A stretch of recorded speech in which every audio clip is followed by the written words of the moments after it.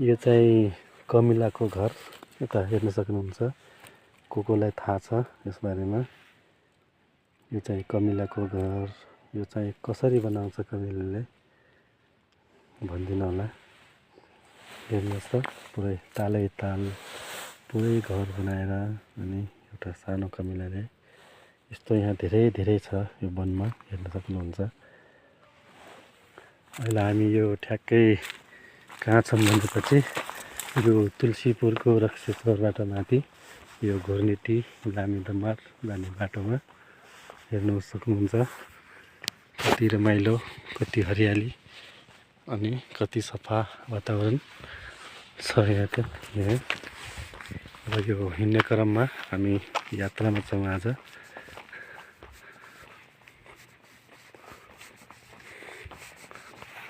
हेर्न सक्नुहुन्छ कति रमाइलो, कति अग्ला सालका रुखहरू अनि कति हरियाली, कति सफा स्वच्छ अनि कति शान्त वातावरण छ बजारदेखि टाढा। अनि यो निलो आकाश, माघको महिना अनि यस्तै यो कमिलाका यिनी घरहरू हेर्दै हामी अगाडि बढिरहेका छौँ। यतातिर हेर्न सक्नुहुन्छ हामी एकदम पैदल यात्राको क्रममा छौँ।